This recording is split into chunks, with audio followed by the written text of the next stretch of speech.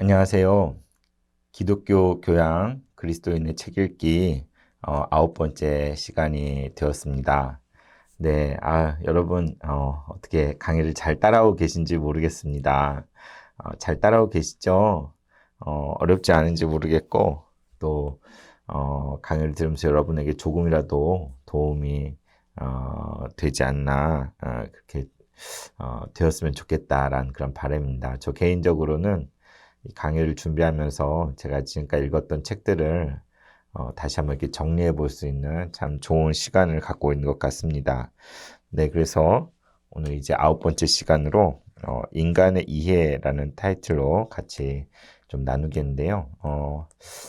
기독교 안에 인간론이 있죠. 기독교 인간론이 있는데 이것은 어쩌면 신학적이고 철학적인 차원에서 다루는 그런 인간론이 분명히 있습니다. 그러나 이미 신학이나 교리 또는 여러 다른 차원에서 그런 책들은 다루었고 이 시간에 인간의 이해라는 제목으로 다루고자 하는 그런 카테고리는 어, 내면 세계에 대한 것, 인간 내면 세계, 또 상처의 치유, 그리고 인간 관계, 그리고 가정 그런 카테고리들을 좀 묶어서 인간의 이해라는 것으로 오늘 같이 나누고자 합니다. 제가 대학을 사회학을 전공했다고 말씀드렸잖아요. 그런데 이제 재수를 하고 있을 때 사회학을 해야지 이렇게 뭐 세상에 대해서 좀 배울 수 있을 것 같으니까 사회학을 공부하자 했다가 잠깐 다른 걸 할까 하는 생각이 들었던 적이 있어요. 그게 뭐냐면 심리학이었습니다. 심리학. 이렇게 사회학, 심리학 이렇게 그래서 심리학은 어쩌면 보다 인간의 어떤 내면에 대한 것을 다루는 것 같잖아요. 그래서 심리학도 재미있겠다라는 생각을 잠깐 했었는데 그런데 이제 한 개인에 대한 거잖아요. 그래서 개인에 대한 심리학을 공부하기보다는 보다 좀 더 규모가 큰 사람 사는 세상에 대해서 사회학을 공부해야겠다 이렇게 선택을 하게 됐는데 대학에 가서 이제 이웃과에 이제 심리학과가 있으니까 이렇게 주워들은 이야기는 이렇게 뭐 심리학에는 두 가지 흐름이 있다고 하더라고요. 이렇게 뭐 원숭이 두개골의 뭐 뇌파를 연구하는 것과 같은 그런 과학적인 방법들을 가지고 연구하는 그런 심리학의 흐름이 있고 또 하나는 상담과 같은 이렇게 내적 치유 상담과 같은 그런 쪽으로 심리학을 공부하는 그런 흐름이 두 가지가 있다고 하는데 뭐 서울대학교에 있는 심리학과는 이렇게 원숭이 두개골 뭐 이런 쪽에 심리학이 주라고 들었던 것 같습니다. 그리고 심리학을 가로지르는 한 가지 키워드 이것만 가지고 모든 걸 설명한다고 그러더라고요. 그게 뭐냐면 개인차. 모든 것을 개인차를 가지고 이렇게 설명한다고 그때 들었던 것 같습니다. 지금은 어떤지 모르겠는데 어쨌든 이 세상에 대해서 우리가 기독교적 관점으로 이해하는데 그 핵심은 그 안에 살아가는 개개인들에 대해서도 우리가 신앙의 관점에서 믿음을 가지고 깊이 이해하고 또 제대로 바라볼 수 있는 관점이 필요하지 않겠습니까? 그래서 저도 이제 이러저런 책을 읽는 가운데 이런 심리학과 조금은 관련이 있는 내면 세계, 내적 치유 이런 관련된 책들을 하나 둘 이렇게 보게 됐는데 그러면서 우연히 알게 된 사람이 바로 폴 트루니에입니다. 폴 트루니에. 여러분의 또 하나의 저의 보석 같은 그러한 존재를 이렇게 공개하게 되는데요.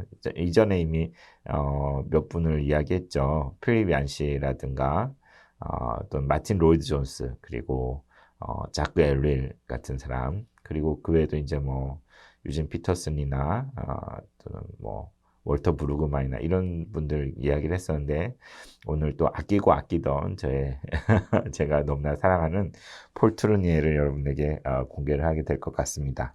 그래서 여기 표를 보시면 인간 이해에 관련해서 제가 뭐 내면 세계 또는 가정에 분류한 책들 리스트가 있는데요. 여기 1권부터 16권까지가 폴 트루니에의 책 그리고 폴 트루니에에 대한 소개하는 책 이렇게 라고 할 수 있는데 제가 맨 처음 읽었던 게 3번에 여성 그대의 사명은 빨간색으로 된 책이었거든요. 1998년 1월 20일, 네, 이때 3학년을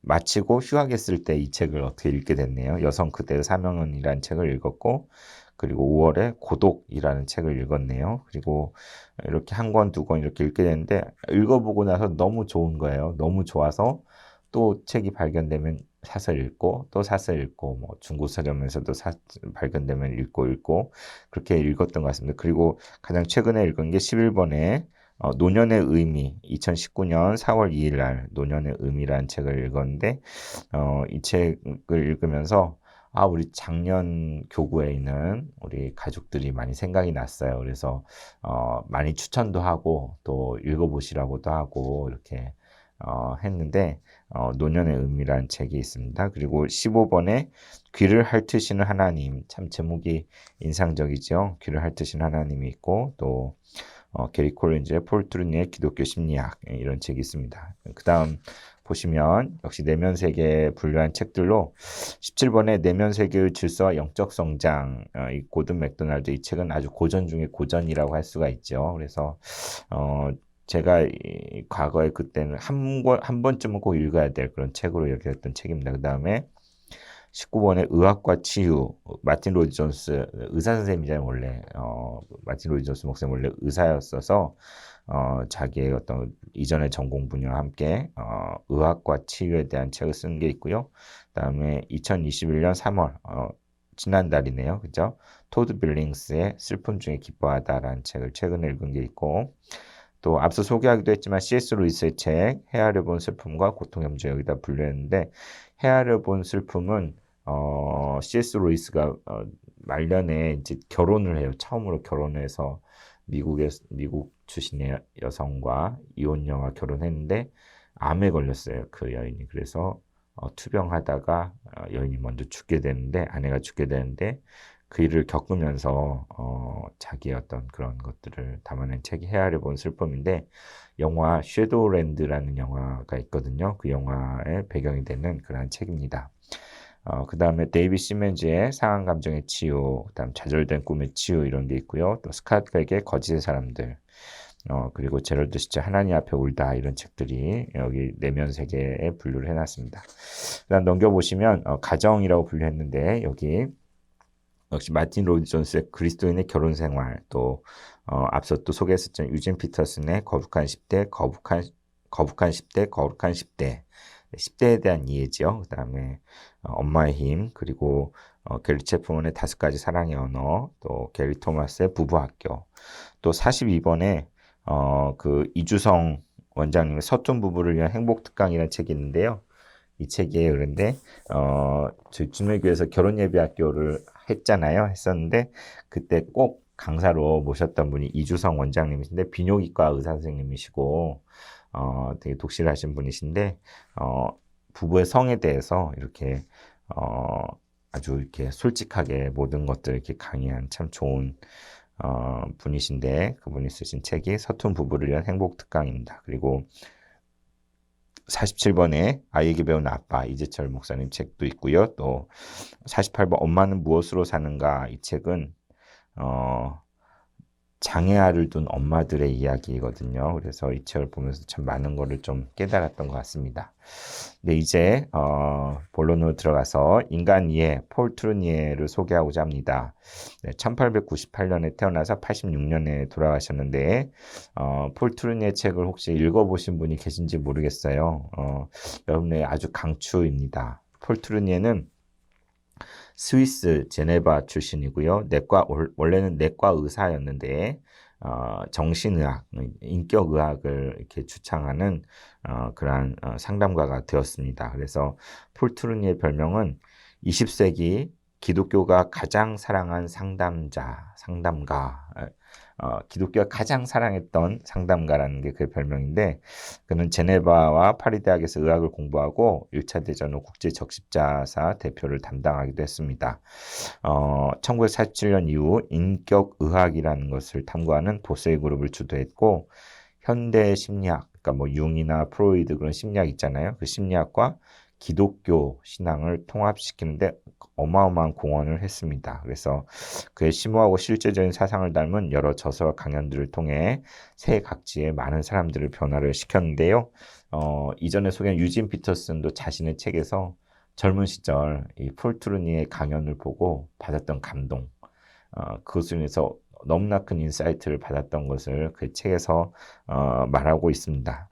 근데 이 폴 트루니의 인생을 잠깐 말씀드리면 그는 이제 목사이자 시인인 아버지 밑에서 태어났는데 스위스에서 그런데 어린 시절에 부모님이 차례로 다 돌아가셨어요. 그래서 친척 집에서 자랐는데 참 그 안에 외로움과 여러 불안을 느꼈고 자폐적인 성향까지 있을 정도로 그러니까 아주 이상한 아이로 이렇게 뭔가 세상과 소통하지 못하는 그런 어린 시절을 보냈는데 이제 10대 때 고등학교 교사인 주엘 디부아라는 선생님을 만났는데 그 선생님이 이 폴트르니에를 아주 인격적으로 대해 주신 거예요. 그 인격적인 만남으로부터 마음을 열게 되었고 이렇게 그의 그런 자폐적인 성향들도 회복이 되고 이렇게 치유되는 그러한 일을 겪고요. 그다음에 이제 세상에 나와서 열심히 살아서 이제 의사가 됐는데 그런데 이제 뭐 세계대전 후에 이제 의사로서 환자들이 엄청나게 많이 있었대요. 근데 그 환자들 진료하다 보면 그 사람들이 이렇게 하소연하는 말들을 이렇게 들어주게 된 거예요. 그분들이 말하는 이야기들을 조용히 들어주고 하다 보니까 그 가운데 눈물이 나고 또 그 가운데 이렇게 회복이 되어지는 그러한 것들을 경험을 하면서 이 육신의 질병이라는 것이 단순히 몸의 어떤 물질적인 화학작용만이 아니라 생리적인 작용만이 아니라 정신과 관련이 있구나. 또 더 나아가서 영혼의 문제와 관련이 있구나라는 것을 깨닫게 되었어요. 그래서 실제로 우리 영과 혼과 육으로 돼 있어서 이게 서로 밀접한 관련이 있잖아요. 이렇게 그래서 인격의학이라는 것을 이렇게 눈을 뜨게 되었습니다. 그래서 자기가 깨닫게 된 것들을 적용해서 이렇게 진료 현장에서 그 의료 현장에서 그것들을 적용하고 시도해보고 해가는 가운데 이렇게 그 신앙 안에서 이렇게 환자들을 대하면서 인격의학이라는 것을 이제 얘기하게 됐는데요. 근데 이제 전문적으로 훈련받은 이렇게 상담가, 정신의학자가 아니잖아요. 그러니까 막 이제 어떤 학회나 뭐 이런 자리에서 막 당신이 뭔데 그런 걸 하는 거야? 하고 이렇게 막 무시하기도 하고 한번 말해보시오 막 이러면 그때마다 폴 트루니에는 되게 겸손하게 제가 아마추어라서 잘 모릅니다. 그러니까 아마추어라서 이렇게 말을 했대요. 그러니까는 막 이렇게 자기를 내세우기보다 또 실제로 전문적인 훈련을 받아서 이 길에 뛰어든 게 아니라 그냥 이렇게 자기의 주어진 길을 가다 보니 이렇게 상담하는 이렇게 사람들 마음을 다루는 그러한 길로 가게 된 것이죠. 그래서 참 그 폴 트루니의 책을 보면 참 남자이지만 되게 섬세함, 여성적인 섬세함이 그 가운데 묻어 있는 걸 느끼게 되고 또 인격적인 터치를 느끼게 돼요. 그래서 되게 감동이 되고 참 너무 좋습니다. 그래서 또 트루니에는 살아오면서 그런 인격적인 만남들에 대해서 이야기를 하는데 특별히 아내와의 만남, 그래서 부부가 함께 인격적인 관계 속에서 함께 동행하는 삶에 대해서 스스로가 본이 되는 삶을 살았습니다. 네, 그래서 폴 트루니의 책을 이제 소개를 할까 하면 처음에 밑에 있었네요. 네, 모험으로 사는 인생이란 책이 가장 대표작이죠. 제목 자체에 이렇게 많은 그런 그 내용이 포함되어 있는데, 그러니까 한마디로 인생은 모험이다. 그것을 이야기하는데, 그냥 단순히, 그냥 한번 도박처럼 이렇게 그냥 뭐 한번 아싸 하고 거는 거다 이런 걸 이야기하는 게 아니라 여기 있는 것처럼 인생이야말로 하나님께서 지휘하는 모험이다라고 트루니에는 말합니다. 그래서 사람마다 이렇게 인생에 대해서 이렇게 두려움이 있잖아요. 이렇게 내가 잘하고 있는지 실패하면 어떡하나 막 그런 두려움이 있는데 실패에 대한 두려움으로 우리가 움츠러들고 어찌할 바를 모를 때 우리를 일으켜 세워주는 책이 바로 이 모험으로 사는 인생이라고 할 수 있습니다. 그래서 트루니는 이 책에서 이렇게 이야기합니다. 모험은 자아 표현의 한 형태입니다. 또 모험이야말로 혁신을 일으키고 무언가를 창조해내는 것입니다. 그리고 모험은 최종 목표를 추구하는 가운데 일관성을 지닙니다. 그리고 사랑이야말로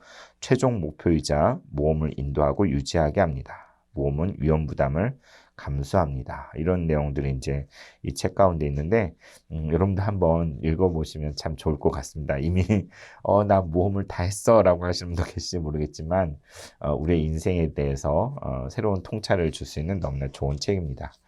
그 다음 장 보시면, 폴 트루니의 책, 네, 서로를 이해하기 위하여 죄책감과 은혜를 뒀는데요. 네, 서로를 이해하기 위하여라는 책은 네, 뭐 이렇게 카바도 없는 네, 이것도 헌책방에 샀겠죠. 이 책인데요. 사람과 사람의 소통에 대한 아름다운 단상 그리고 투르니의 책 가운데 가장 많이 사랑받는 책이 이 서로를 이해하기 위하여라는 책인데요. 어, 자신의 부부 생활, 그러니까 남녀 같이 만나 가정을 이루는 부부 가운데, 그 가운데 서로 이렇게 뭐 부부싸움 하게 되고, 막 이렇게 서로 이해가 안 갈 때가 많잖아요. 그런데 여기에는 건강한 결혼을 위한 10단계가 나와 있는데, 여기 이런 말들이 나옵니다. 그 첫 번째 단계 뭐냐면, 그러니까 도저히 이해가지 않는 아내 또는 남편을 이해하고 같이 더불어 살기 위해서는 첫 단계가 우리는 먼저 이해하기를 원해야 한다. 네. 너무나 당연한 거죠. 그죠? 이해하기를 스스로 원해야 이렇게 첫 출발이 되는 거지. 그렇지 않고서는 이해할 길이 도저히 없다는, 저절로 이해가 되는 게 아니죠. 그렇죠? 그래서 정말 너무 쉬우면서도 커다란 통찰인 것 같아요. 그래서 우리는 이해하기를 먼저 원해야 되는데 이런 말도 했습니다. 사랑하는 사람은 이해하게 되고 이해하는 사람은 사랑하게 된다라는 그런 말도 이 책에서 하고 있거든요. 그래서 정말 이해함과 사랑이라는 것이 어떻게 연결이 되는지를 이 책에서 잘 보여주고 있는 그런 책입니다. 그 다음에 여기 죄책감과 은혜라는 책은 네, 제가 2005년에 읽었는데 그 엑셀런트라고 이렇게 메모를 해놓은 그런 책에 죄책감과 은혜, 이 제목에 모든 게 사실은 다 담겨져 있어요. 그러니까 이 세상 가운데 죄책감의 양상, 사람들의 마음속에 이렇게 그 다음에 그 죄책감의 파괴적인 영향력이 어떠한 것인지 그것을 분석해내면서 그런데 그러한 죄책감으로부터 이제 그걸 고백하고 하나님 앞에 나아갈 때 더욱 놀라운 그런 은혜를 경험하게 되는 그런 역설을 이 책에서, 그러니까 구원이 이 책 가운데 하나님의 놀라운 은혜와 구원의 이야기가 이렇게 이 책에 나와 있어요. 그래서 죄책감으로 고민하고 있는 사람들을 돕기 위한 책이라고 할 수 있는데 여러분들 읽어보시면 많은 도움이 될 것 같습니다. 그 다음에 여기 또 다음 페이지 강자와 약자. 네, 지금 책은 흰색인데 제가 일단 연두색의 이런 책으로 나왔네요. 그래서 그 이 책 참 투르니의 통찰은 참 대단한 것 같아요. 이렇게 이 세상을 살아가는데 강자가 있고 약자가 있다. 막 힘이 있는 사람이 있고 힘이 없는 그런 약자에서 그 가운데 갈등이 있고 문제가 있고 괴로움이 있는데 그런데 이 강자와 약자를 가르는 힘의 비극을 벗어나서 자유와 희망의 길을 찾고자 한 책이 이 강자와 약자인데요. 자, 역설적인 이야기를 해요. 이렇게 막 사람이 강자라고 하지만 사실은 그 사람이 얼마나 약자인지, 그 내면 깊은 곳에 얼마나 약한 사람인지를 파헤치고 또 약자라고 하지만 정말 지극히 약해 보이지만 그 사람이 정말 힘이 있는 사람일 수 있다는 그런 역설에 대해서 이 책에선 이야기를 합니다. 그러면서 강자이건 약자이건 모두 인간은 모두 약하고 죄로 물들어 있다는 것을 이 책에선 이야기하면서 약자에게 있는 그 절망과 강자에게 있는 그 불안의 이면에 존재하는 인간 안에는 동일한 본성을 이렇게 파헤쳐내는 거예요. 그래서 정말 겉으로 이렇게 강해 보이고 약해 보이고 그런 모습, 그 본질을 뚫고 들어가서 그가 하나님 앞에 어떤 존재인지 그것을 이야기하는 그러한 책입니다. 그 다음에 고독이라는 책이 있네요. 고독, 네, 고독, 네. 이 책도 역시 현대인들, 정서적인 고립, 고독에 시달린 현대인들에게 이 시대의 친교의 의미를 새롭게 이렇게 회복시켜주는 그러한 책인데요. 그러니까 교회야말로 커뮤니티잖아요. 커뮤니티 그냥 우리가 그냥 무교회주의에서 각자 그냥 내 개인적으로 예수 믿으면 되지 이게 아니라 그냥 고립된 존재로서가 아니라 인간이란 존재 자체가 친교의 존재이고 함께 더불어 사는 존재인 것을, 근데 이제 오늘날 점점 더 파편화되고 고립되어지고 그런 시대 아닙니까? 오늘날에도 이게 적용되어지는 큰 통찰이 있는 책이라고 할 수 있을 것입니다. 그리고 이제 여기 폴 트루니의 책 6권인데요. 여성 그대의 사명은, 제가 남성인데 이 책을 어떻게 그때 읽게 됐었는지 참 이해가 안 가요. 근데 되게 옛날에 제가 읽을 때는 되게 글자도 조그만 그런 책이었는데 여성에 대한 조명, 이렇게 여성이라는 그 인격, 여성의 장점, 여성으로서의 이렇게 하나님께서 부여해 주신 그 놀라운 것들을 이렇게 이야기하고 있는 책이 여성 그대의 사명론이고요. 그 다음에 여기 인간이란 무엇인가, 인간 의미의 심리학, 옛날에 그렇게도 나와 있었는데 새로 이렇게 인간이란 무엇인가라고 이렇게 책이 나왔는데, 이게 크리스천리티 투데이에서 20세기 100권의 책을 선정했는데 그 가운데 한 권으로 선정한 책이고요. 또 다른 사람들이 20세기 교회를 움직인 100권의 책에 이렇게 또 뽑은 그런 책인데요. 인생이라는 것을 연극에서 배우들 있잖아요. 연극에서 어떤 역할들에 빗대어서 인생의 의미를 이렇게 쭉 이렇게 이야기해 나가는 그런 좋은 책입니다. 그 다음에 비밀, 네, 되게 얇죠. 되게 얇은 비밀이라는 책, 시크릿이라는 책이 있는데 이 책도 참 너무 좋은 책이에요. 뭐냐면 우리는, 저도 깨달은 게 많은데, 자녀들 이렇게 아이들이 뭔가 속인다 이런 건 안 된다고 생각하잖아요. 뭔가 비밀을 갖고 있는 것에 대해서는 솔직하지 않다라고 생각이 쉬운데, 우리 인간이라는 존재 자체가 비밀을 간직하는 것, 자기만의 비밀을 간직하는, 그리고 그것을 누군가 나누는 것이 얼마나 중요한 행위인지 그것을 새로운 시각으로 보여주는 그러한 책이에요. 그러니까 저도 이제 자녀들 생각할 때 그냥 부모한테 얘가 뭐 감추나 이런, 근데 감추는 게 필요한 것도 있는 거란 거죠. 그러니까 우리의 비밀이라는 것이 어떤 의미를 가지는지 그것들을 섬세하게 이야기하고 있고요. 또 여기 인간 치유라는 책이 있습니다. 이 책은 그 인간이 병들어 있는데 병든 인간의 치유책은 바로 하나님의 자신을 향한 목적을 깨닫고 그 목적을 추구하는 삶을 살도록 돕는 것이 사람을 치유하는 그러한 길이다. 그런 것들을 이야기하고 있고, 또 폴 트루니의 치유란 책, 비슷해 보이지만 이 책에서는 치유야말로 하나님의 인내를 나타내는 기적이다라고 말하면서 우리의 모든 질병에도 나름의 의미가 있다는 것을 이야기하고 있는, 임상 경험을 통해서 성경적 믿음의 치유 능력을 이야기하는 그런 책이 치유란 책입니다. 그리고 이 폴 트루니의 선물, 제가 주님에게 와서 정말 많이 교우들에게 선물한 책이 이 폴 트루니의 선물한 책이어서, 혹시 이 강을 듣는 분들 가운데도 저한테 이 책을 선물 받으신 분이 계신지 모르겠는데 그래요. 선물 이 자체가 이 선물이야말로 우리 생의 바탕을 구성하는 사랑의 관계라는 것에 대해서 통찰을 주고는 그런 책입니다. 그래서 선물을 주고 받는다는 것, 이렇게 누군가에게 베푼다는 것, 그 가운데 하나님이 우리에게 주신 이 삶 자체가 선물이잖아요. 그게 사랑인 거잖아요. 그래서 선물의 의미에 대해서 이렇게 이야기해 준 그런 책이고요. 이제 넘겨보시면 계속해서 인생의 사계절 안 가져왔네요. 네, 인생의 사계절이라는 책이 또 있습니다.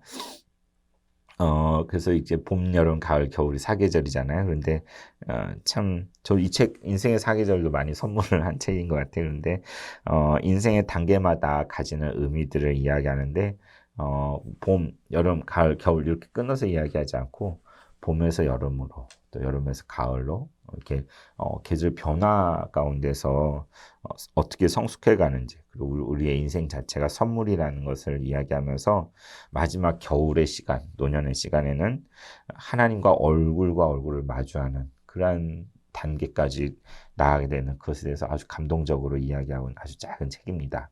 여러분 추천하고요. 또 여기 고통보다 깊은이라는 책도 역시 어떤 이렇게 고통의 문제에 대해서 다룬 책들이 많잖아요. 그런데 가운데서도 진정한 창조적인 삶을 위해서는 고통이라는 것이 반드시 필요로 한다는 것을 이렇게 정말 깊이 있게 이렇게 다루는 그런 좋은 책입니다. 고통보다 깊은. 고통은 일상성의 껍질을 부수고 창조적인 삶으로 들어가는 관문이다라고 이렇게 트루니에가 이야기했네요. 그래서 그리고 제가 노년의 의미를 안 가지고 왔네. 네, 네, 노년의 의미, 네, 제가 안 가지고 와서, 네, 여기 보이시죠? 네, 노년의 의미란 책 가장 최근에 제가 읽은 책인데 아까 말씀드렸지만 트루니에가 73세가 되던 때에 저술한 책이에요. 그래서 본인이 그 노년의 삶을 살아가는 가운데 사실 다른 사람에 비해서 엄청 바쁘게 강연과 저술과 여러 가지 그런 활동으로 삶을 살고 있는 가운데 노년의 의미를 은퇴 이후의 삶이라는 것을 이렇게 깊이 있게 다루는데 얼마 전에도 시니어 선교학교 이렇게 강사님 모셔가지고 이렇게 인생의 전반기는 성취를 위한 삶이고 후반기에 의미를 추구하는 삶이다 그런 얘기를 했는데 바로 그 이야기가 여기 나와 있습니다. 우리 인생의 노년의 때에 그때 비로소 주어지는 것, 그리고 그때 주어진 통찰을 가지고 우리가 이전에는 돈을 벌거나 그런 걸 위해 삶을 투자했다면 이제 나누는 삶, 다른 사람들에게 의미를 던져주는 삶, 하나님을 만날 거를 하나님 앞에 나아갈 걸 준비하면서 정말 더 가치 있는 그런 삶을 사는 것에 대해서 이야기하고 있는 책인데 교구에 또 많이 제가 소개를 했었습니다. 그런데 여러분도 이렇게 은퇴를 앞두시고 있거나 은퇴한 이후에 삶을 살고 계신 분들이 있다면 이 책을 꼭 한번 읽어보셨으면 좋겠습니다. 그리고 여기 귀를 핥으시는 하나님이라는 책이 있어요. 그죠? A Listening Ear, 이렇게 듣는 귀. 원래 원제는 그런데 제목을 귀를 핥으시는 하나님. 트루니의 어떤 그런 강연이나 또는 질의응답 같은 것들을 실어놓은 그런 책인데 트루니의 노년의 가장 마지막에 이렇게 쓰여진 그런 책이에요. 그래서 그의 생각 또 그의 주옥 같은 이야기들이 이렇게 다루어져 있는데 하나님 귀를 핥으신다. 여기 보면은 만남과 묵상을 통한 전인적 치유라고 이렇게 되어져 있네요. 그죠? 그러니까 전인적인 치유. 네네. 그렇습니다. 그리고 여기 폴 트루니의 기독교 심리학, 이 책은 게리 콜린즈라는 분이 썼는데 이분 기독교 상담학을 하시는 분인데 트루니의 제자이자 친구인 거죠. 이렇게 트루니의 그런 걸 보고 감화를 받아서 찾아가서 이렇게 배우고 싶습니다, 선생님 해가지고 그 인격학 그런 것들을 이제 섭렵하고 하면서 이제 폴 트루니의 그러니까 어떤 사람인지 어떤 것들을 이야기했는지를 이렇게 잘 정리를 해서 쓴 책이 게리 콜린즈의 책입니다. 네, 이와 같이 폴 트루니의 책을 여러분께 소개했는데요. 정말 어느 책이라도 좋은 것 같아요. 어느 책이라도 여러분 얇은 책은 참 마음에 쉽잖아요. 비밀이라든지 서로를 이야기하기 어렵게 쓴 책이 아닌데도 그 가운데 깊이가 있고 또 잔잔한 감동이 있고 우리 자신에게 적용된 내용들이 참 많이 있습니다.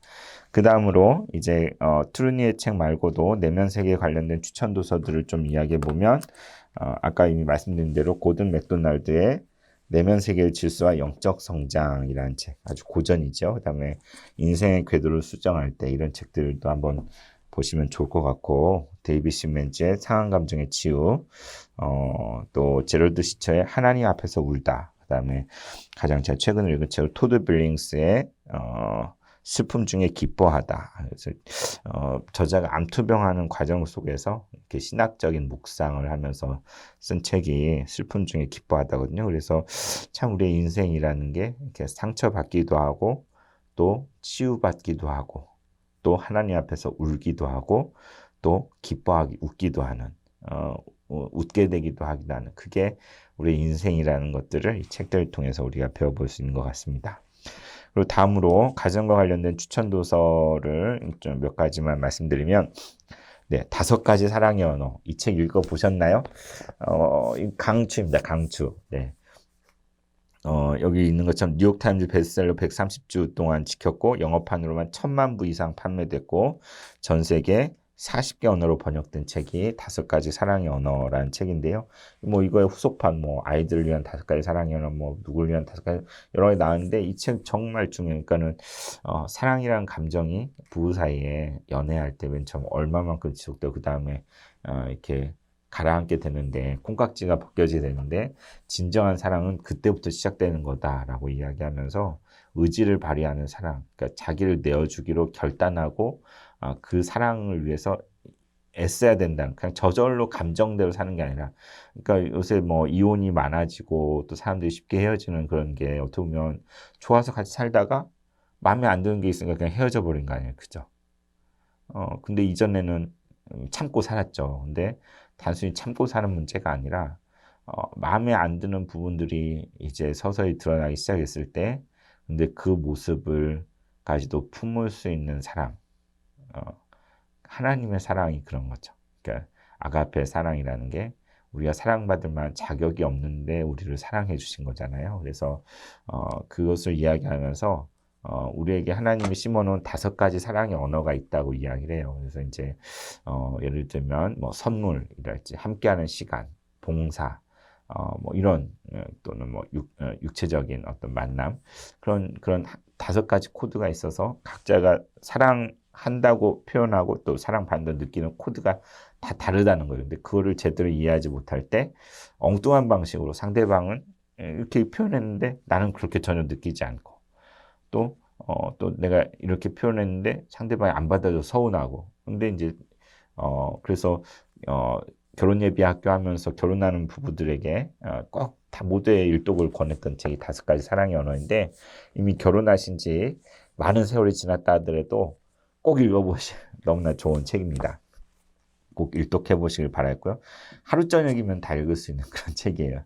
네, 어렵지 않습니다. 그 다음에 역시 마틴 로이드 존스의 그리스도인의 결혼 생활 이 책은 설교죠. 설교인데 에베소서 강의 책이 이렇게 있잖아요. 거기서 11편 그러니까 가정과 관련된 부분을 포함한 11편의 설교인데 우리의 결혼 생활에 대해서 성경적으로 신학적으로 실천적으로 의미를 짚어내고 진정한 가정 건축의 설계도를 이렇게 제시해주는 그러한 좋은 책입니다. 그 다음 넘겨보시면 최근에 읽은 책 중에 부부학교라는 책이 이제 서점가에 가면 있을 텐데 게리 토마스가 지은 책인데 읽고 나선 조금 속았다라는 생각이 들어요. 왜냐하면은 그러니까 포커스가 이렇게 뭐 남편과 아내 이렇게 그런 게 아니라 어떤 관점에서 남편이 긍정적인 방향으로 움직이도록 아내가 남편에게 감화와 영향과 도움을 줄 수 있는 하나님의 방법.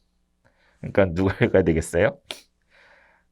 아내가 아내가 읽어야 돼. 또 남편도 읽으면서 내가 이렇게 긍정적인 방향을 바뀌어야 되겠구나라는 걸 깨달을 수 있겠죠. 그러니까는 그냥 서로 이렇게 그게 아니라 단순히 그런 차원이 아니라 이름은 부부학교지만 남편을 변화시킬 수 있는 남편을 그러니까 우리 이 강의를 듣는 이렇게 여성분들은 자매님들은 또 남편에 대한 고민들이 참 많이 있지 않습니까? 이 책을 읽어보시면 도움이 될 것 같습니다. 그리고 한재술 씨가 쓴 가정예배 관련된 책들이 시중에 많이 나와 있는데 되게 조그만 책에 가정과 교회를 건강하고 바르게 세우기 위한 가정예배 입문서라고 되어 있는데 여러분 가정에서의 예배 회복을 위해서도 여러분 이 책을 가정예배 관련된 책들을 보셔도 좋겠다는 생각이 듭니다. 그래서 이와 같이 기독교 관점으로 인간의 마음을 다루는 책들을 같이 살펴볼 때 우리에게 좋은 이점이 무엇이냐라고 했을 때 인간에 대한 기독교적인 통찰을 우리에게 가져다 주지요. 인간 이해에 대한 기독교적인 통찰. 그리고 사람과 사람 사이에 인격적인 관계 맺음이 얼마나 중요한지. 그러니까 전인적으로 이해하는. 그러니까 사람을 그냥 일부분으로만 아닌, 그래서 오해하면서 사람을 생각하는 게 아닌 그 사람의 영과 혼과 육의 어떤 그런 전인적인 총체적으로 파악하고 또 그 사이 가운데 관계를 맺어가는 것이 얼마나 중요한지 그리고 우리가 인간 관계 속에서 상처를 입지 않을 수 없잖아요. 갈등이 생기고 서운함이 있고 크고 작은 상처를 입고 살아가는데 그 상처 입은 마음의 치유와 또 따뜻한 위로를 전한다는 것이 어떤 것인지 어떤 도움을 줄 수 있는지 그것들을 또 배울 수 있고 또 인생을 의미 있는 인생을 추구하는 것에 대해서 또 배울 수 있고 또 마지막으로 우리에게 가정이 있는데 그리스도의 가정을 어떻게 갖고 갈 것인가 그것을 배울 수 있는 그런 좋은 책들입니다. 그래서 이런 책들을 여러분들이 섭렵해 본다면 보다 믿음 안에서 형제 자매들을 이해하는 폭이 넓어지고 또 실제적인 도움을 줄 수 있는 그리고 어떤 상처나 아픔들이 있다면 그것들을 회복할 수 있는 그런 좋은 계기가 될 거라고 여겨집니다. 이제 마지막으로 책을 조금 읽겠는데요. 귀를 핥으시는 하나님, 네, 폴 트루의 마지막 책인데 여기에서 22페이지, 33페이지 중에 일부를 여러분의 앞부분과 뒷부분을 잠깐 읽고 마치겠습니다. 지난날의 회상, 그래서 1981년 젊은이들과의 만남에서라고 되는데요. 제가 잠시 읽어드리겠습니다. 인생에 있어서 가장 중요하게 생각하는 것은 만남입니다. 사람과 만나고 사상과 만나고 또한 자연과 만납니다.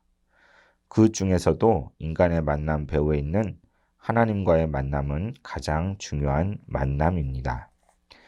알사스 지방의 철학자인 구스도르프는 사람이 나이가 들면 자신의 인생을 회고하게 되며 특히 자신의 중요한 전환점이 된 시기를 생각하게 된다고 했습니다. 그에게는 찰스 세크리탄과의 만남이 그랬습니다. 세크리탄은 스위스 바우드주 사람으로 자신의 철학적 안목이 어떻게 형성되었는가에 대해서 구스도르프에게 말해 주었습니다.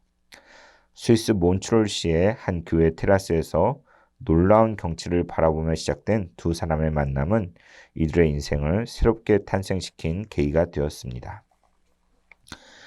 내게 있어서도 만남이 생애의 새로운 출발점이 되었습니다. 나의 아버지는 목사이며 시인이었습니다. 내가 세상에 태어났을 때에 아버지는 70세의 고령이었고 내가 세상에 나온 지 2달 만에 돌아가셨습니다. 어머니와 누님이 남았는데 어머니마저 6살 되던 해에 돌아가시고 말았습니다. 나는 어려서부터 사람들과 격리된 삶을 살아야 했고 스스로의 삶을 개척해야 했습니다. 오늘날 사람들은 나를 보며 잘 성장하여 왔다고들 말합니다. 그러나 그렇지 않았습니다. 나는 참으로 비정상적인 아이였습니다. 얼굴에는 늘 그늘이 드리워 있었고 사람을 두려워하며 다른 아이들과도 잘 어울리지 못했습니다. 아이들과 함께 이야기를 나누려면 곧 할 말이 없어져 두려운 침묵이 생기곤 했습니다. 견디기가 너무나 힘들었습니다. 나의 어린 시절은 영적인 고독의 시기였습니다. 도저히 스스로 살아갈 수 없었습니다. 당시에 수많은 사람들이 나를 만났고 거쳐갔지만 어느 누구도 내 마음속에 남아있지 않았습니다. 16살 되던 해에 우리 학교의 한 선생님께서는 이 어려운 소년을 향하여 친절한 손길을 내밀었습니다. 어느 날 그분이 나를 자신의 집에 초청한 것입니다. 이것이 나의 첫 번째 만남이었습니다. 그분의 작은 서재로 들어갈 때에 나는 두려워서 어쩔 줄을 몰랐습니다. 방 사면이 바닥부터 천장까지 책으로 가득 차 있었습니다. 나는 무슨 말을 해야 할지 몰랐고 그분도 역시 머뭇거렸습니다. 그분은 비로소 입을 열어 말했습니다. 우리 이제는 터놓고 이야기하자. 나를 선생이라고 생각하지 말고 이야기해봐. 우리는 둘 다 남자니까 남자 대 남자로 말하는 거야. 나는 비로소 한 사람을 만나게 된 것입니다. 처음으로 나에게도 가능성이 있다는 사실을 깨달았습니다. 그 후 모든 인간에게는 가능성이 있다는 사실을 알게 되었고 그분이 내게 중요한 계기를 만들어 주었다고 생각했습니다. 그를 통하여 내가 존재한 것입니다. 나는 이미 선생님 앞에 서 있는 학생이 아니었습니다. 한 인간 앞에 서 있는 한 인간이었습니다. 정상적인 인간관계를 맺으며 살아가는 우리의 삶 속에는 각자에게 자신이 맡은 바 일정한 역할이 있게 마련입니다. 내가 여기서 말하는 인간관계란 우리가 맡은 역할이 어떤 것이든지 문제가 되지 않는다는 것입니다. 우리의 역할이 환자이든 의사이든 혹은 학생이든 선생이든 그것은 중요한 것이 아니고 독립된 한 인간으로서의 역할이 중요하다는 말입니다. 네, 이 부분의 끝부분만 더 읽어드리겠습니다. 나는 학교 다닐 때에 고전에 대해서 잘 모른다는 사실이 고전 선생님께 알려질까 두려워한 적이 있었습니다. 그는 교사로서 나의 과학적 지식을 갖추는 데에 많은 도움을 주었으나 그의 사생활에 대해서는 말하지 않았습니다. 그러나 다른 사람을 통해서 그가 이혼했다는 사실, 자신의 딸이 둘째 부인에 의해 받아들여지지 않았다는 사실 등에 대해서 알게 되었습니다. 나 역시도 고아라는 사실을 그에게 말하지 않았습니다. 접촉이 이루어지기 위해서 우리는 서로 간에 새로운 인간관계를 가져야만 했습니다.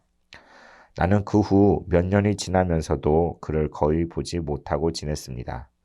그동안 나는 책을 한 권 집필했습니다. 처음으로 책을 쓴 나는 그 책을 사람들에게 보이고 싶었습니다. 전하고자 하는 메시지가 사람들에게 잘 받아들여질지에 대해서 누군가에게 물어보아야 했습니다. 나는 옛날에 그 선생님을 찾아갔습니다. 많은 세월이 흘렀음에도 그분의 옛 모습은 조금도 변해 있지 않았습니다. 나는 내가 쓴 책을 직접 읽어주었고 첫 장이 다 끝났을 때에 그에게 물었습니다. 계속할까요? 계속하지 폴. 나는 또 다른 장을 읽어 나가다가 읽기를 멈추고 잠시 침묵의 시간을 가졌습니다.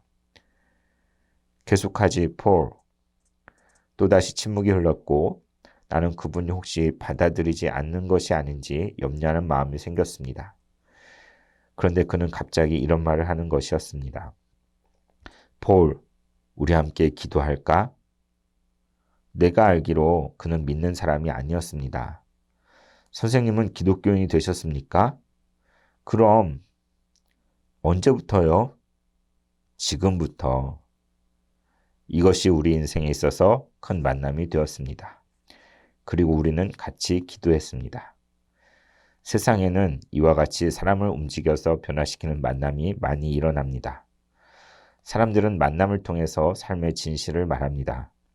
그것은 이론에 관한 이야기가 아니라 그들의 마음과 인격에서 나온 진실입니다. 네, 폴 트루니의 삶에 영향을 끼쳤던 한 선생님과 또 그가 나중에 또 영향을 미친 또 다른 선생님에 대한 부분을 잠깐 읽어드렸는데요. 폴 트루니의 어떤 그런 인격적인 면이 이 책을 통해 여러분 느껴졌는지 모르겠습니다. 어쨌든 이 시간을 통해서 여러분과 인간 이해라는 카테고리로 우리 내면에 대한 것들 그리고 인격적인 만남에 대한 것 또 치유와 또 회복 또 가정에 대한 것들을 책들을 잠시 나누었는데 여러분 들으신 것들 가운데 혹시 관심이 가고 또 읽어봤으면 좋겠다는 책이 있으면 체크해 놓으시고 또 나중에 보시면서 또 좋은 시간들이 되시기를 진심으로 바랍니다. 감사합니다.